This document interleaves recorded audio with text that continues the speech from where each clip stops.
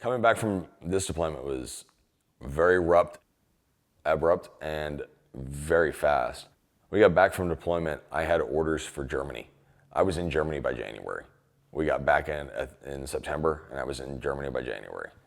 Me and my wife had been married at this point for a year and a half, and we'd only really spent about 5 months together. And we had to pack up and move to Germany. And so we got back, I did my initial coming back home stuff, and then it was pack up and go. And it was very quick. And then suddenly I was in Germany. And get to Germany, and then 5 months after being in Germany, I was deployed again. RC East to Afghanistan. So I went back to Fob Sharana.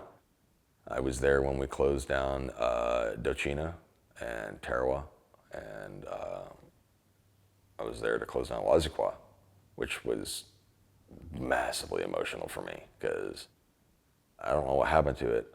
I shipped back Gabe Gubesman's memorial that was hanging in the gym to his mom, and they never got it. I have no idea what happened to it. But I remember closing down that base that I helped build. Did that and then came back, and I had some problems. We're too young, and you have to learn how to be so dispassionate about stuff because you ain't gonna make it through if you feel things at the time or like in the midst. And so learning how to be a human again, for lack of a better term, that took some time. Then still does.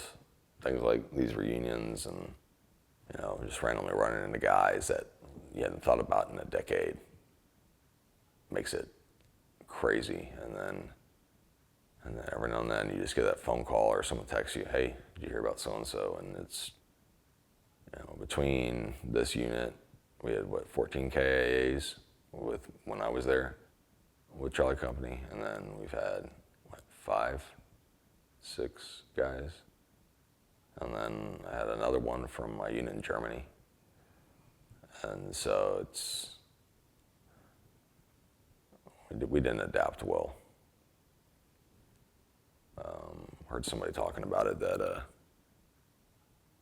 World War II veterans and Korean veterans had it different in why they didn't have as much PTSD. It wasn't because they were harder or anything like that.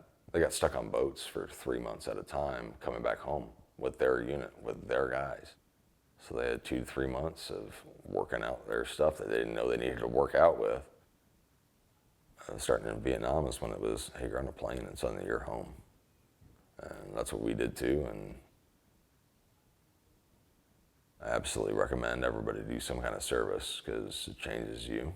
No matter what bad stuff happens, it's, you might have a little bit of a haunting time afterwards, but eventually you'll get through it. And, you learn a lot.